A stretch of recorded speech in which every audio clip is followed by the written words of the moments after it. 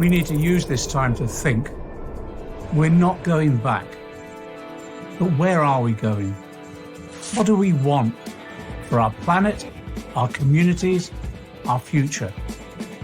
If we don't answer this question, it will be answered for us, and blame shifted from the powerful to the powerless. We need each other now. We need to reflect and reset, strategize, organize, assemble, collective power. This is a network. Join, claim the future.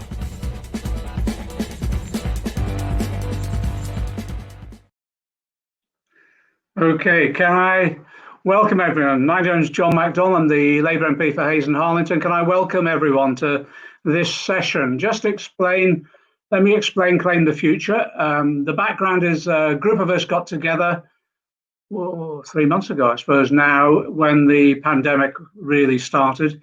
And the people I brought together were social thinkers, researchers, policy experts, a sort of selection of people from different think tanks, plus campaigners on the ground who were campaigning on a whole range of issues at the time. And it was a discussion, yes, about the pandemic and its implications, but also it was a discussion about the sort of society that we need as we come through the pandemic.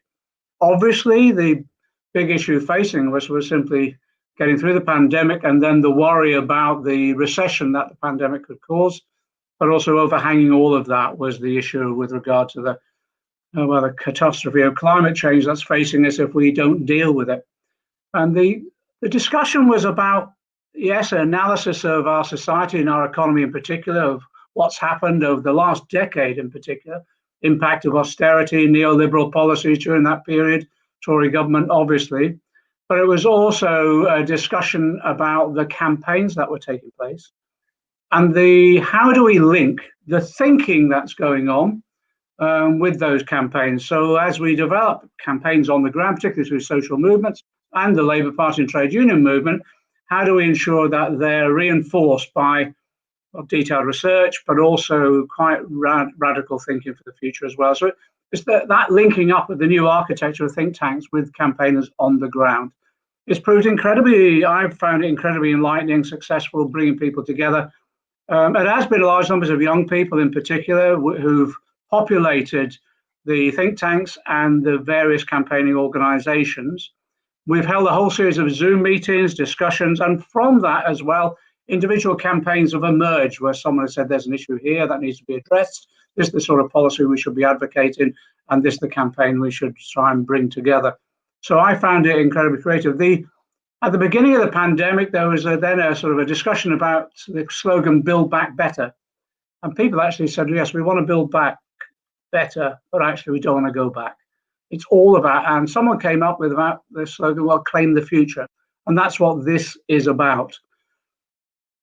We had a fringe meeting on Saturday with a group of the new young MPs that have come into Parliament this time around, which I found really exciting. Then yesterday with a group of the young social thinkers, Christine Berry, Andrew Fisher, Ash Sarkar, others, again, which was about where do we go from here. Today, I'm really pleased, as a privilege, we've got with us Gordon Brown, who was Prime Minister and Chancellor of the Exchequer. Particularly important because Prime Minister, when we went through the banking crisis, I think possibly the only person really with the depth of experience of handling a crisis that we have in this country who, again, I think as a result of innovative thinking then at that time and introducing of new measures that hadn't been really effectively introduced in the past, was able to deal with that particular crisis. Now, again, what has been fascinating is the way in which the response to the COVID crisis and the pandemic impact on the economy has been linked to laying the foundations for how we deal with the threat of climate change as well. Gordon, along with others, he brought together a group of our mayors and others and trade unions last week and launched his Alliance for Full Employment.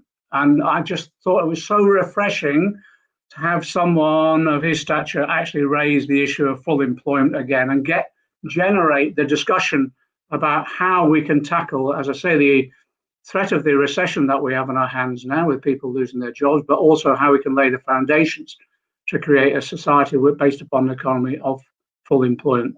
So we've invited Gordon along today just to explain his ideas around the alliance itself, and then maybe more broadly looking what the future is, not just in this country, but internationally as well. Gordon, welcome. Can I ask you just straightforwardly, take us through your proposals in terms of this new initiative, the Alliance for Full Employment. Just take us through some of the detail of that, can you?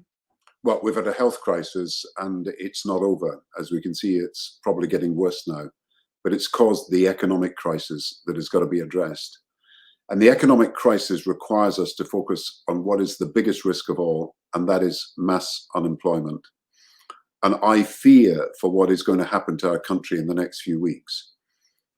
If you look at job vacancies at the moment, if you look around the country, I've got a list, 1,000 people for one receptionist job in London.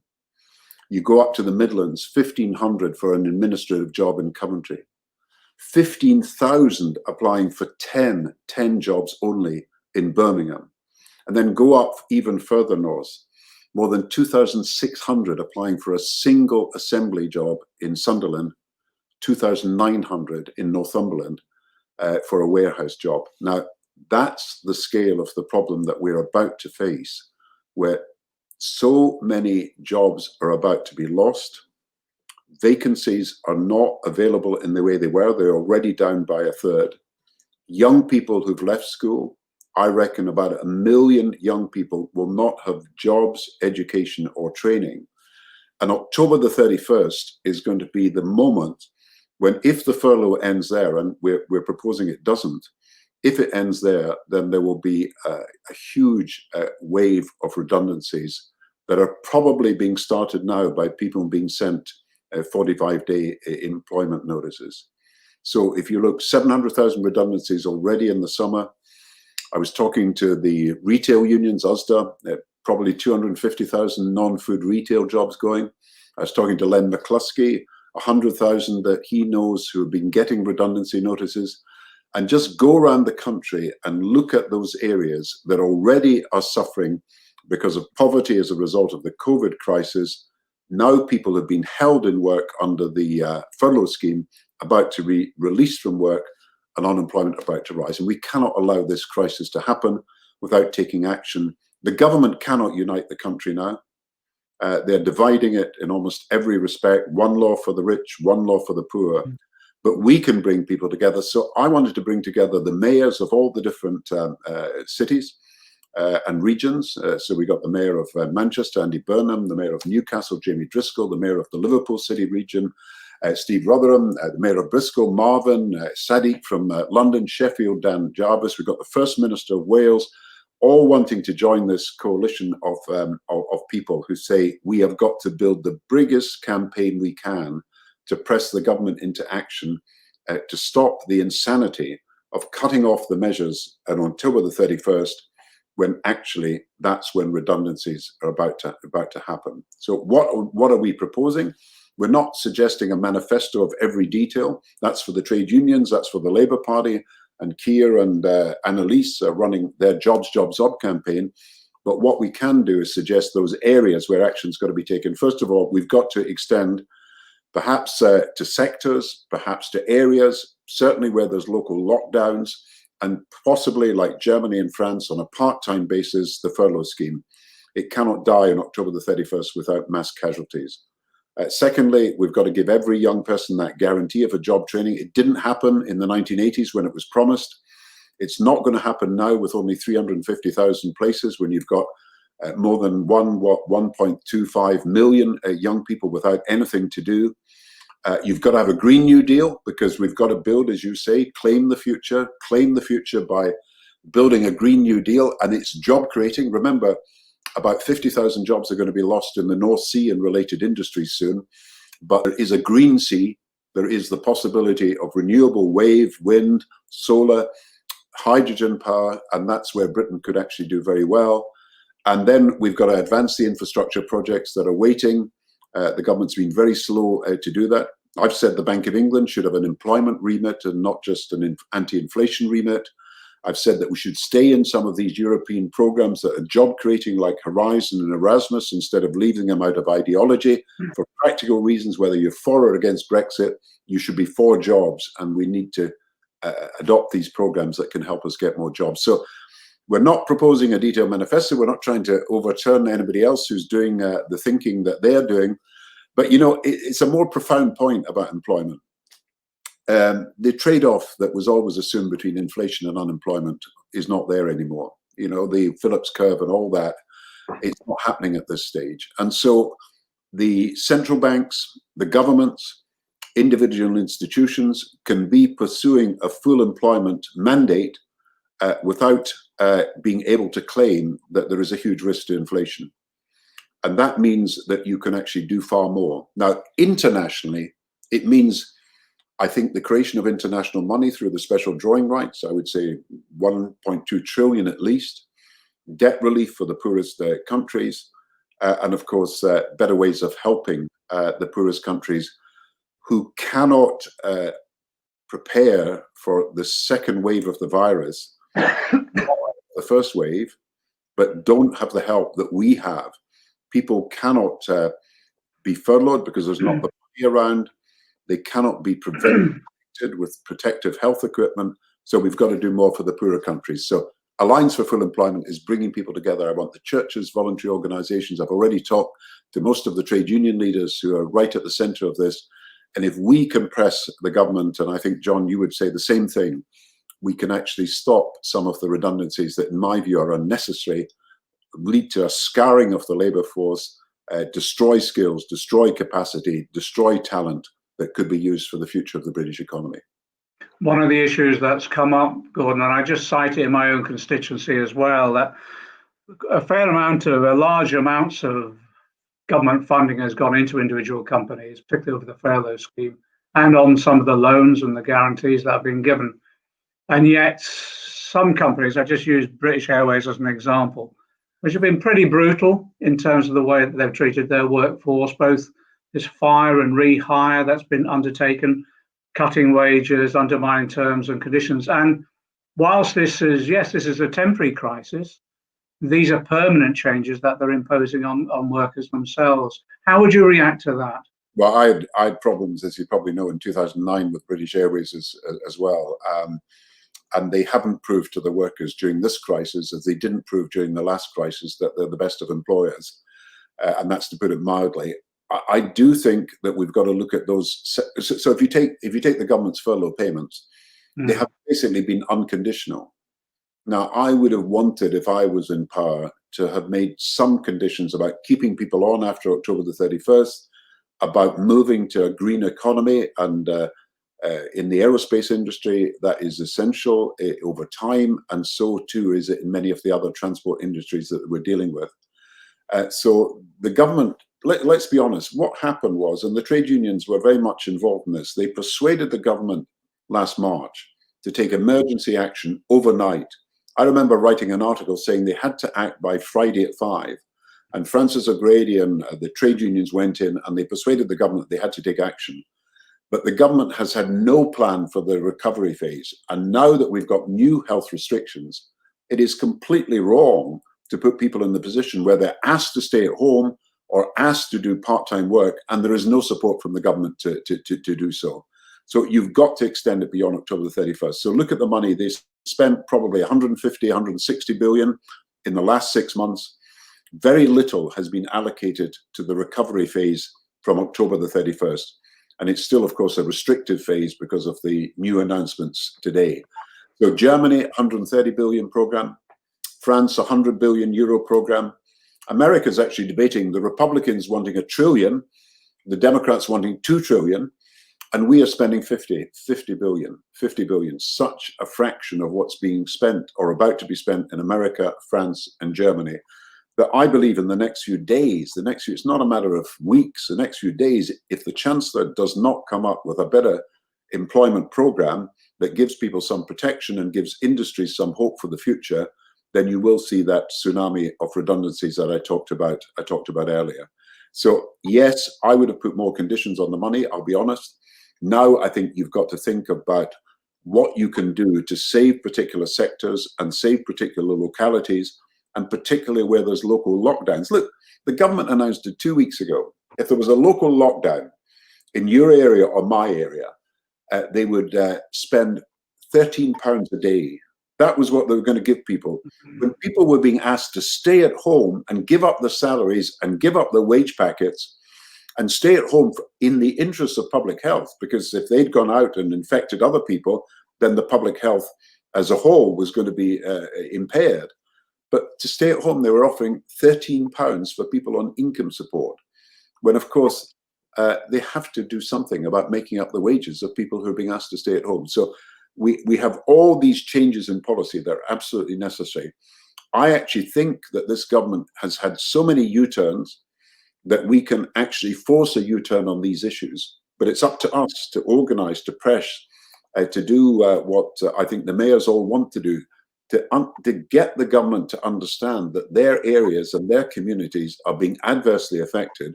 And you're not only putting people under pressure when they can't afford to stay at home, even when their health is at risk.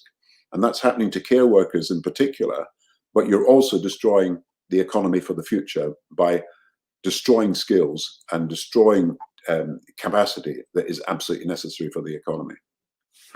Including the employment within the Bank of England mandate. We raised that to reflect the Fed, doesn't it? That's in reality, the Fed's own.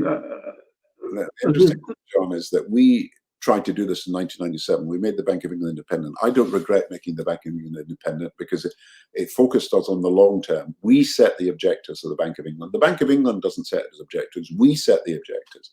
But when we came to the legislation, we put employment in the legislation.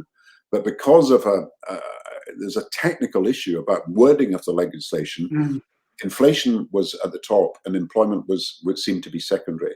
And I want that changed. And I want the Bank of England to accept that they have a dual mandate. You see, in 2013, Ben Bernanke, when he was at the Fed, he was so depressed by the failure of the Congress to vote an increase in money through fiscal policy that he made monetary policy the basis on which the recovery was going to be sustained in America.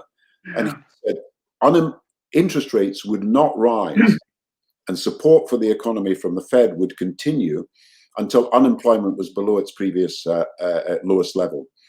And so he acted to insist not only that you set a dual mandate, you've got to deal with, of course, with inflationary problems if there are there, but you deal with employment. But he also said that he would not raise interest rates, or indeed, I think, creation of stimulus would continue until unemployment was at a decent level.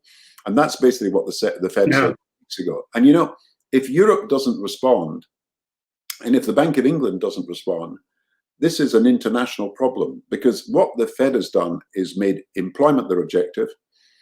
People know that in America, the economy will be supported as long as unemployment remains high.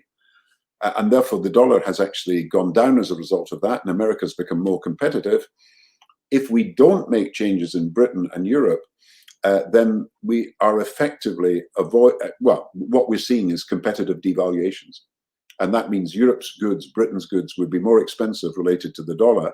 So actually the Fed has set in motion something that should actually be followed by the Bank of England, followed by the European Central Bank. Now, at the moment, of course, there's no chance of an interest rate rise, but it's sending out the message that you now see that the old trade-off between inflation and employment is not what it was, and you are going to do something about it by making employment your priority. And equally, you now have what people were complaining about all the time in 2008-9. You know, we lost an election because of people were persuaded that debt and deficit was a problem with unemployment and people's standards of living. Now people understand that there's a method of doing something about unemployment. You can actually have a fiscal expansion that can enable you to create the resources necessary to deal with some of the problems.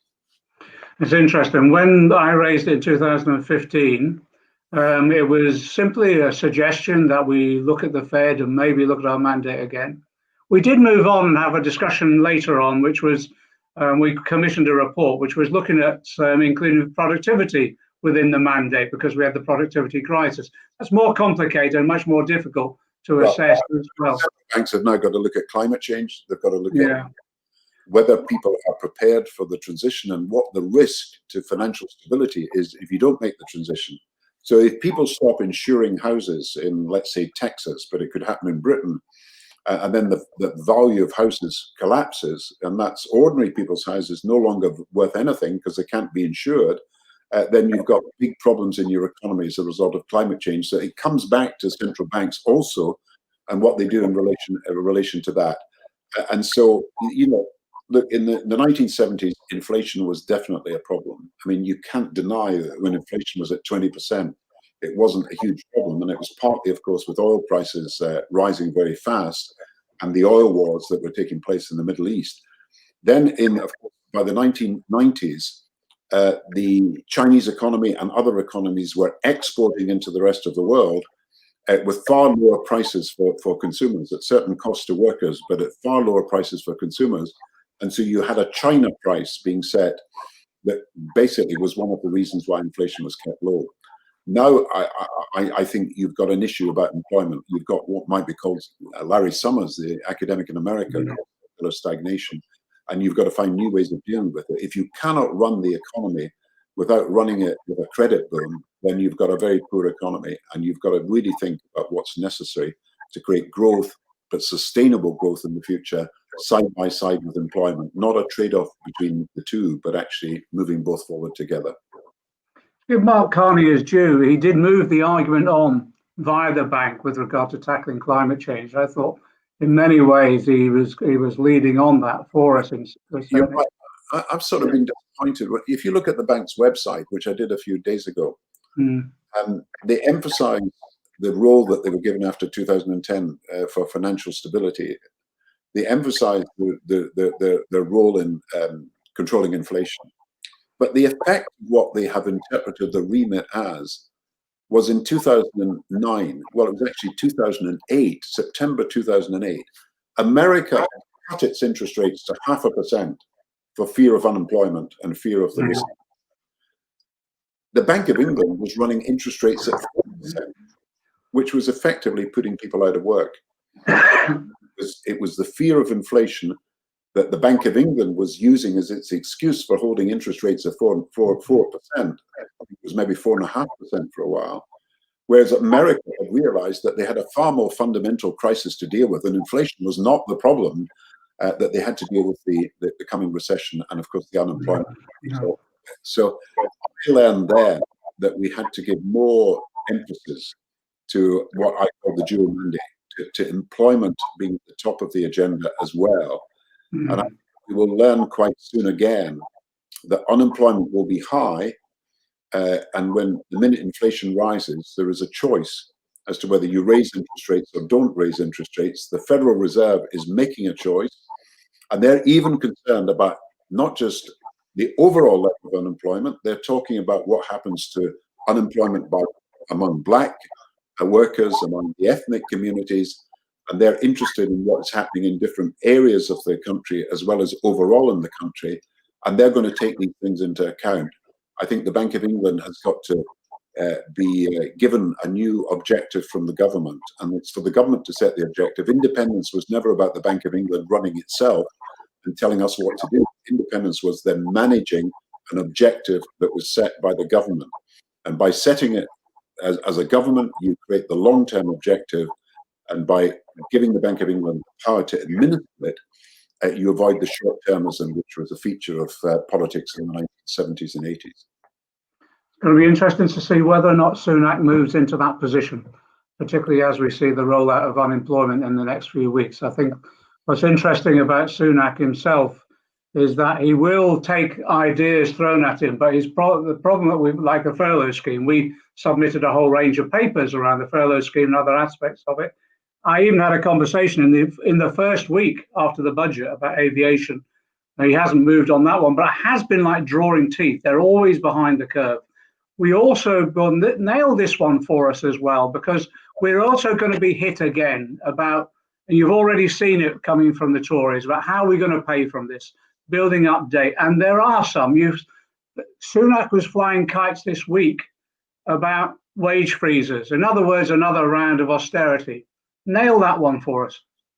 Well, I mentioned that in my speech to the conference today, that you've got to reward and remunerate the public service workers who've suffered so much during this crisis. I mean, you've got health service workers, social care workers, you've got emergency service workers, you've got people who've been in the retail services who've been risking their health by serving people and keeping the economy moving. These are many of the low-paid workers in our economy. And the idea that you should move to next year by unfreezing dividend payments for people who are already very rich millionaires, and then freeze the pay of the lowest paid workers who've put their lives at risk to save lives, is just completely unacceptable. And I hope that the pressure on that will build. We've got to give a fair deal to those who saved the country, who have helped us get through this crisis. And that's the only fair thing to do. So when it comes to low pay, I think people have learned that some of the most essential workers in our country are people who have been regarded as low-skilled workers, which is wrong. These personal skills that people bring to bear in caring for others are so important to our country that we have got to give people proper remuneration for that. And one of the things we did, of course, in government when we doubled the real terms budget of the health service was ensure that nurses, but also all the people who service the health service in so many different ways, including ambulance workers, but also including porters and cleaners and catering staff, were given decent wages. So that's a very important part of how this country can reunite itself if there is fairness, and cannot reunite itself if this policy of divide and rule by Boris Johnson continues, but this policy of making those people who are least able to pay the most continues. That's something to change. Now, Mr. Sunak as Chancellor, I see the Treasury moving from where it was at the beginning of the crisis, thanks to a lot of pressure from people like you, or the trade unions, the employers and others, as being, if you like, the doves of the spring. I see them moving to being the fiscal hawks of the autumn. And I think you already see that in the announcement about freezing pay. But I think you also see it in this threat that they cannot do much after October the 31st, as if somehow, while they're putting down new health restrictions on people, they can say to people, well, we're not going to help you if you're made redundant as a result of these new restrictions. It just cannot be. And I sense the Treasury is back to the sort of the old days. We did a Keynesian stimulus in 2008-9. I don't think it was properly appreciated at the time. We invested to keep people in jobs. We had a scheme like the Germans and French had for part-time work. We gave young people the Future Jobs Fund. We helped some of the biggest employers who were actually vital to our economy, like the car industry, come through this. And so we ran a deficit to do so. And we increased the debt. And of course, Britain's debt was very low compared with other countries. But the Conservatives managed to make it a crisis. They said that, we're going the way of Greece and everything else. We had a lower deficit than America, to be honest. Our debt was lower than Germany, France, and everything else. So the Conservatives then made it a crisis that somehow we were investing money to keep people in work and to keep the economy going. And I don't think it was my fault. We didn't get this argument through to the public at the time. They didn't understand that we probably saved at least 1 million jobs between 2009 and 2010 by running the Future Jobs Fund and other areas of keeping people in work. Now, if we now move into the recovery phase in Britain, similar to 2009, and the Conservatives do nothing, that means they have learned nothing from the last 10 years, because austerity did not work. There wasn't the growth that they promised would come from it. And therefore, once you have no growth or little growth, your debt rises, your deficit rises. So all the austerity, which was taking money from people in the social security system, while they were giving top rate tax cuts to people at the top, all that money, it didn't contribute to us being able to spend more on public services. Quite the opposite, because they didn't get growth in the economy. We could have told them that. History tells us that. Keynes told us that. Lots of people have told us that. Now I think they're in danger of making the same mistake. And whether you support modern monetary theory or whether you support just Keynesian economics, the right thing to do when the private sector and the rest of the economy cannot respond is for the government, the public sector to respond. And that's why you need fiscal policy and not just monetary policy. And that's why this idea of the last 10 years, the only game in town with central banks is wrong. You need to use fiscal policy. And just about every other country now recognizes that. And Britain, I'm not sure if it does. What was interesting during that period, I look back on it, and from 2010 to 2015 in particular, we didn't get the argument across, but at the same time, you couldn't find an economist that would support government policy. It was seen as irrational almost, but they won the political argument. That was so frustrating at the time. My frustration, in 2009 at the G20 in London, I wanted to create a growth target. So, you know, the inflation targeting didn't mean much because inflation was low. In fact, we were facing deflation. So set a growth target for the world economy and get people to focus on how the economy can grow, and then put the fiscal and monetary sort of power you have, the firepower, into achieving this high level of growth. And we knew if we had high levels of growth, we'd cut the deficit because you were growing fast, revenues were coming in and everything else. Now, I could not persuade our colleagues in the G20 and the other countries, particularly in Europe, that they should forget for the time being about the overemphasis on inflation and forget about the overemphasis for the time being on debt and cutting deficits and go for growth. And unfortunately, the Tory government came in. They pursued a policy that actually brought us back into recession in 2011. Unemployment was the highest, not during the recession in 2008-10, which was a global recession. Unemployment in Britain was highest in 2011 when the Conservatives forced us back into a recession. So austerity economics was not even working from 2010 onwards. And of course, the price was paid by ordinary people with wage freezes, with social security benefit freezes. Some of these freezes have never ended, even now, as a result of the policy they pursued for the last 10 years. So austerity economics doesn't work. Keynesian economics, some people would prefer to call it modern monetary theory because at the moment, they're roughly the same thing. If you see what I mean, you're actually expanding the economy through the activity you take in the public sector. And that's necessary now. Now, why is debt and deficit not the problem that people say it is? One, because this is a 1 in 100 years event. I mean, this combination of health crisis and economic crisis, it's unparalleled. And we've got to recognize that you need extraordinary measures to deal with extraordinary circumstances. Interest rates are low. I mean, I said they were 4% in 2009, in 8.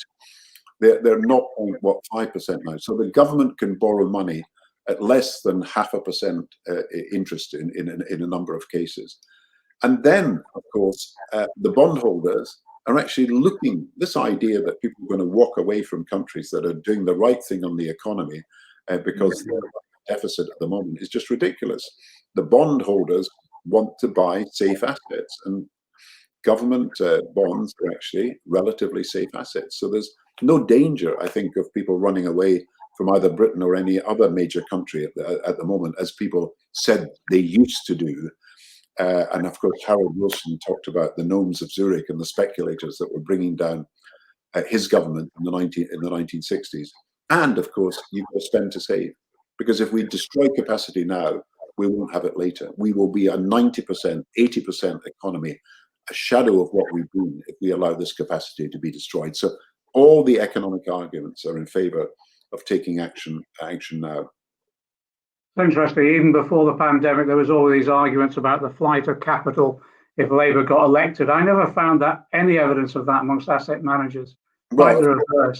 And as you say now, the ability, people want to lend to us because they know they'll get stable and safe return in uncertain times. That's the whole point, isn't it? But you've got to remember, go back to 2010, and I don't want to hark back to it too much, but even the governor of the Bank of England was, in my view, recklessly threatening that Britain would go the way of Greece if we didn't pursue austerity policies. And that was a terrible mistake, equivalent to Lord Cromer telling Harold Wilson to stop building schools in the 1960s. But I don't think we had, and this is why these discussions are important, why we've got to get out there into the country and explain this to people.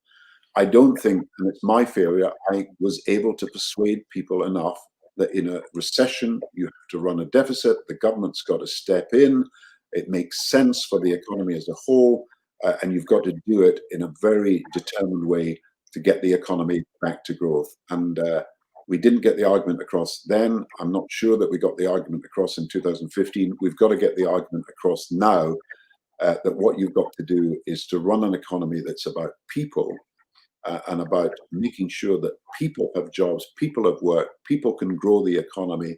And to do that, you've got to invest. There's a view which I share, and I know there's been discussions amongst Keir's team as well, with the amount of effectively taxpayers' money going into a large number of companies now to support them during this period. What are we actually getting in return? And obviously there are issues about whether or not we should be taking equity stakes in some of these companies so that the state itself, the community itself, gets some longer term benefit of this. And secondly, also, it might provide the opportunity, particularly for worker representatives, to have a bit more say in decision making too. What's your view on that? Well, I think the first thing is for the recovery. Look, if the government is admitting they've got a health crisis and they're going to ask people to run the economy at a lower level of economic activity because of that, and if innovative companies who are trying their best and are new products that they're trying to get on the market or amended products because of the online services that can now be offered, have borrowed money and know they've got to pay it back, they then cannot invest in the future. So they're told they're running at less than full capacity by the government. They're told that they've got to pay back these loans now as soon as possible. And then they know that unless they can invest for the future, they're going to be beaten by German, French, Japanese, Chinese, American competitors. So the sensible thing to do is to say, in these circumstances, don't let the banks bring the companies down. Don't let the banks force thousands of workers to be made unemployed. If you've got a viable company that needs time to return to full economic activity, full capacity, then help that company. And yes, as you say, I've proposed this myself. Use the government growth fund to buy shares in these companies so that the taxpayer, the ordinary citizen, gets some of the return when these companies start to do well again. Now, at the moment, the government is saying, you know, we've given loans, we might even give a few more loans, but there comes a point when it's not going to be in the interest of the company to accept more loans because it's saddled with debt and can't invest because the loans have been used to pay the furlough or to pay their share of the furlough payments and to keep their economy in being. So I would favor regional hubs, a growth fund that was managed by people who were not simply bankers looking at how they can get the money back quickly, but managed by people who understood that there was a long-term possibility for some of these funds to succeed. And I think the trade unions would welcome that. And therefore, I think they should be consulted on this about what is the future for the company. Look, most people who are working in the company know whether it's going to succeed or not. Most of the people who are working day to day know what's happening in that company. And yes, they will have a view on this as well. And I think it's really important that we don't allow this capacity to be destroyed when you can't work at full capacity, and when, of course, you're being asked to lock down in some cases because of the situation in public health. You can't just saddle these companies with loans when they're employing people that we need to keep employed in the long term. You've got to help them invest as well. What sort of institutional framework have you discussed? Because the TUC and others working with us before, we were promoters of a national investment bank, and that seemed to be one of the structures that could be readily brought about, if you like, to enable that to happen. But the link was with regional development banks, so that there'd be that, as you say, that regional decision making taking place as well, with people who knew what was going on the ground within their local economies. Well, it's been a terrible mistake to abolish the regional development agencies because they were the basis on which you could have had regional investment banks. And there's two functions that a British investment bank could perform. One is infrastructure itself. So it's going to take years to replace what the European Investment Bank does because it's invested tens of billions of pounds in infrastructure. And if you go to Liverpool, if you go to Manchester, if you go to Newcastle, if you go to Cardiff, if you go to all these places where infrastructure programs have been invested in very low interest rates through the European Investment Bank. I believe we should have a joint venture, even if we've left the European Union, use the skills and the capacity that's in the European Investment Bank, have a joint venture between Britain and the European Investment Bank. Otherwise, I'll tell you, it will take years to set up an equivalent facility. So infrastructure, yes. As far as investment in companies and taking shares in companies, I think there is a basis in this growth fund, which is not being properly used at the moment, I think. And I think even the people running that growth fund are now suggesting that this is what they could actually do. And what you need there is not politicians or bureaucrats making decisions. You need people who have got some scientific and technical knowledge that can actually say, look, this is an innovation that can work, but you can't work unless you invest in it properly. Let's take some shares in this, and of course we can sell them later. The country gets the benefit of it. So I would look at these two different functions. European Investment Bank, I think the last time we were on a platform together was during the Brexit campaign. And it seemed, can you remember, to come out of the European Investment Bank in the way they did is just cutting off our noses to spike our face. We were getting a really good deal, and no matter what we did in terms of explaining in some detail to trying to get some form of cross-party agreement on the EIB for the future, Tory ideology just overrode all sense whatsoever. It's really set us back. Just moving on, taxation. Annelies and Keir have made it clear that now's not the time to increase taxes when you're in this sort of potential recession as we're moving into it, really. But there will come a time, won't there, for taxation reform and in some ways, a review of the burden of taxation within our country at the moment.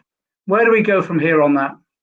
Well, I think Keir and Annelies are right. We don't know what amounts of money you're going to have to raise at the moment. You know you've got a debt, and you know you've got a deficit, but you don't know what the scale of it is. You couldn't predict now how long this virus is going to last, when you're going to get back to full capacity, and therefore you don't know what sort of revenues you have to raise. I mean, my disappointment under the Labour government, I think everybody knows that I would have raised the top rate of tax earlier. That was a debate I didn't win within the government at the time.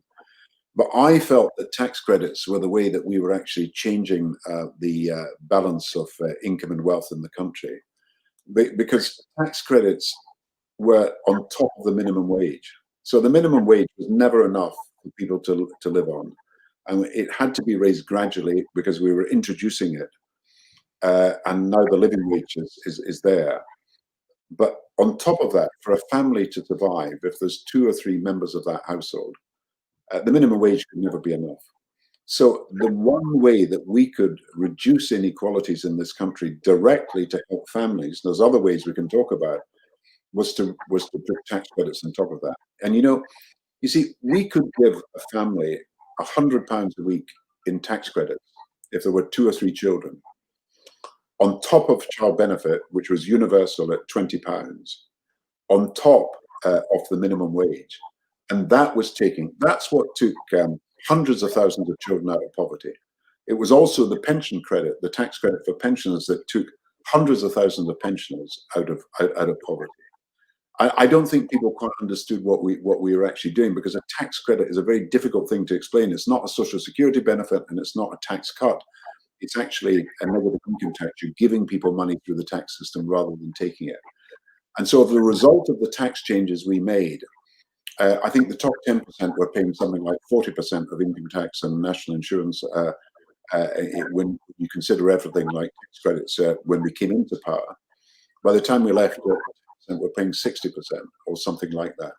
So we were moving income into those poorest communities where poverty was, in my view, a scandal, a scourge. And we were taking children and pensioners out of poverty. I don't think that has been fully recognized by people in what we've done. And then, of course, after 2010, you had these huge social security cuts. Child poverty has risen to 3 million, then to 4 million. It's now on its way to 5 million. Pensioner poverty is going up despite the triple lock on pension payments. So you need to look at what is the best way of getting millions of people out of poverty. And you need to look, in my view, at tax credits on top of the basic pension, the basic child benefit, the basic minimum wage, on top of free healthcare and free schooling. This is the one way, in my view, you can quickly lift millions of people out of poverty. And that's why I'm less attracted to universal basic income. Because a universal basic income, you could give everybody, what, 5,000 or 10,000 as a universal basic income, every family. That would not take people out of poverty who were very poor. It would give people like me and you 10,000, but it wouldn't be taking people out of poverty. They'd still be in poverty because 10,000 wouldn't feed a family of 5. So you've got to do more, and you've got to help those who need help most. And that's what I call progressive universalism. That's universal benefits as the floor. So you could call that the universal basic income. But the progressive nature of it is you help those who need help most. And that's what tax credits are about. And that's why I think Labour's got to remind people of what tax credits can do, and then emphasize the importance of getting what will be millions of people out of poverty by the time a new Labour government comes in. If we are not successful in our campaigns, or only marginally successful or moderate successful in stopping the rise of unemployment and stopping the rise of poverty, the task facing the next Labour government will be huge, because child poverty is already nearly 5 million. Just on a few points there. Actually, I think your work in reducing child poverty has been acknowledged. You may not think so, but I think within the movement it certainly has. And in comparison, what's happened afterwards is one of the tragedies that we see in all our constituencies. And as you've seen this summer, to have to have Marcus Rashford actually stand up and secure meals for our children in this sort of level of poverty is just scandalous. Well, he did brilliantly. He did brilliantly, though, John. And he did. I can't congratulate him enough, but to have to rely upon, someone outside of football, I can't congratulate him enough. Yeah. It just shows you the state we're in under these Tories as well. In terms of the UBI, etc., the other aspect is what others have been suggesting, which is a minimum income guarantee. And I think that leads us some way into giving the security that people need as well. And it's been promoted by New Economics Foundation and Resolution Foundation, etc. The minimum income guarantee is what tax credits did. So you had a minimum wage, but as a result of tax credits, you had a minimum income guarantee. You had a minimum family income guarantee. And that's what I think the New Economics Foundation are talking about. Yeah. But you've got to, we've got to realize that universal benefits are really important. You must have a universal set of benefits, child benefit, pensions, and everything else. Of course. Yeah. But on top of that, you really have to do more to help those people who are the poorest. Well, you won't remember, but whilst you were arguing for the tax credits, I was preparing alternative budgets, arguing for an increase in child benefit, basic pension, etc. But that's a long time ago. The other aspect is Richard Layard's point, which is universal basic services actually are the elements that increase well-being most of all. And again, that's where we've suffered under the Tories, because those basic services that people rely upon have been so savaged under us. Well, I want to come on to the international aspects, but can I just ask you one taxation issue? We've had a long debate in recent years about a financial transaction tax. Why didn't you go for one, Gordon? We did. I couldn't get the other countries to support it. I actually got Germany and France to support it. Yeah. I went to Larry Summers in America. He was helping us, but President Obama said he couldn't get it through Congress. I said to President Obama, put it in your next election manifesto and say it's going to be introduced in 2014, 2012, 2013 it would have been, I think. But it didn't happen. So we had the Europeans lined up in favor of a financial transaction tax. But let's be honest, it cannot work if it's not adopted around the world, because all that would happen, money would move to one of the other continents that was not adopting it. And so you've got to get international. The same thing's true about tax. In 2009, we had this huge argument at the G20 on tax avoidance. And I was determined, Sarkozy in France was really determined, that we would have an agreement to isolate those tax havens. And we named them black, grey and white. So we had to isolate those tax havens that were not abiding by any international rules. But we couldn't get other countries to agree to it. So they were breaking any rules that we were trying to impose. And so we tried and we tried and we tried to get this agreement. Sarkozy almost dropped out of the G20 because he couldn't get other countries to agree to it. We eventually got a compromise where the OECD would move forward with big proposals, which did lead to more transparency on tax. But you need a government that's prepared to push this through. I mean, we had to tell Jersey and Guernsey, we had to tell the Cayman Islands and all these tax havens that were associated in some way historically with Britain, that they had to change their ways.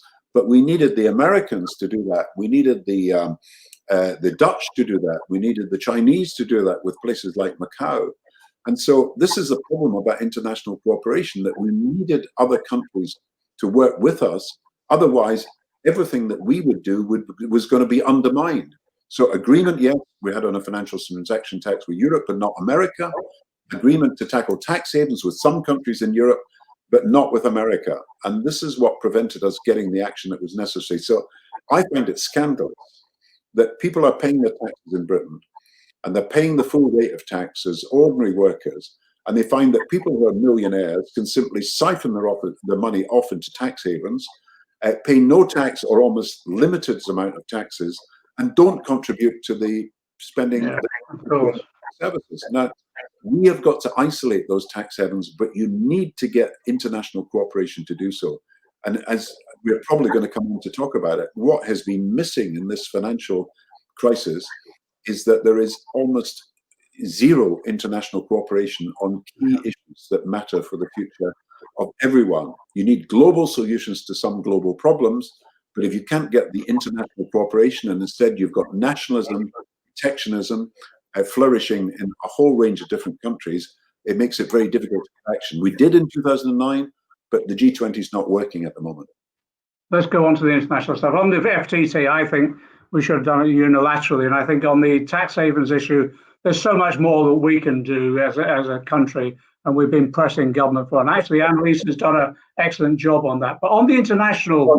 Just before that, you've got to follow that. I mean, if one country takes action and it is completely undermined by a few other countries, it actually becomes counterproductive. Yes, look, if you take action and lead the way and others follow, that's a great thing to do, because you've been the originator of the action and others follow. But if you know that others are not going to follow, but actually undermine your position, then that creates huge difficulty for you. So we can have that argument some other time. We can have, but I think you have to call their bluff sometimes. Anyway, it's not benefiting, John.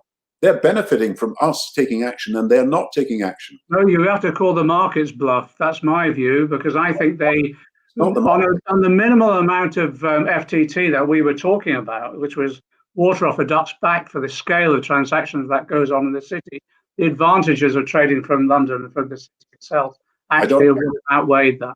I wish another day. Let's talk about the international cooperation that's needed on this alliance. I wish I could agree with you on that, but the other countries would get the benefit if we fail, if we go and others don't follow, and that is the real problem. America is now a tax haven.